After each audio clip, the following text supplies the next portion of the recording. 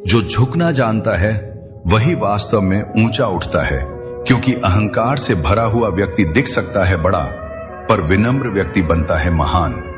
विनम्रता कोई कमजोरी नहीं, यह आत्मा की सबसे ऊंची अवस्था है।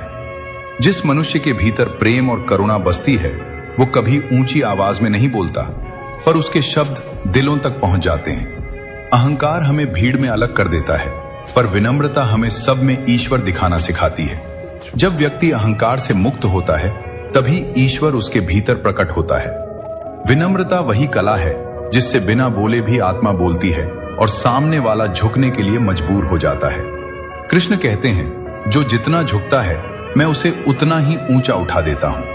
विनम्रता कोई गुण नहीं, वो स्वयं भक्ति का स्वरूप है।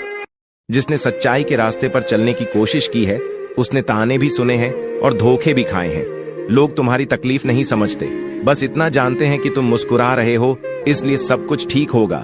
जिंदगी में हर रिश्ते की पहचान वक्त बताता है, कौन अपना है और कौन बस जरूरत के वक्त साथ है। मत भूलो, जो आज तुम्हें गिरा रहा है कल उसी की नजरों में तुम ऊपर दिखोगे। अच्छा बनने में वक्त लगता है, लेकिन दुनिया बुरा बनाने में एक पल नहीं लगाती।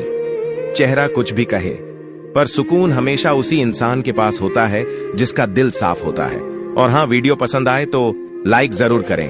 धन्यवाद। हमेशा याद रखिए, किसी को रुलाकर, उसका दिल दुखाकर अगर आप भगवान का हवन भी करेंगे तो उसका कोई लाभ नहीं होगा, लेकिन अगर पूरे दिन में आपने सिर्फ एक इंसान को भी हंसा दिया तो समझ लीजिए आपको अगरबत्ती की भी जरूरत नहीं पड़ेगी। नन्हे कृष्ण की सीख। एक गांव में एक छोटा सा लड़का रहता था जो हमेशा झूठ बोलता था। लोग उसकी बातों पर विश्वास नहीं करते थे। एक दिन वह जंगल में रोते हुए बैठा था। तभी वहां नन्हे कृष्ण आए। कृष्ण ने पूछा, तुम रो क्यों रहे हो? लड़के ने सच सच सब बता दिया। कृष्ण मुस्कुराए और बोले, सत्य बोलने वाला कभी अकेला नहीं होता। कृष्ण ने उसे एक छोटी सी बांसुरी दी और कहा, जब भी मन डगमगाए सच का साथ मत छोड़ना। उस दिन के बाद लड़के ने झूठ बोलना छोड़ दिया। लोग फिर से उस पर विश्वास करने लगे। उसे समझ आ गया कि श्री कृष्ण हमें हमेशा सच्चाई और अच्छे कर्म का रास्ता दिखाते हैं। अगर आपसे लोग जलते हैं तो समझ लो 4 बातें। नंबर 1, आप उनसे आगे बढ़ चुके हो।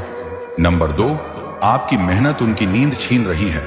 नंबर 3, जलन हमेशा नीचे वालों के दिल में होती है, ऊपर वालों के पास तो सिर्फ दृष्टि होती है।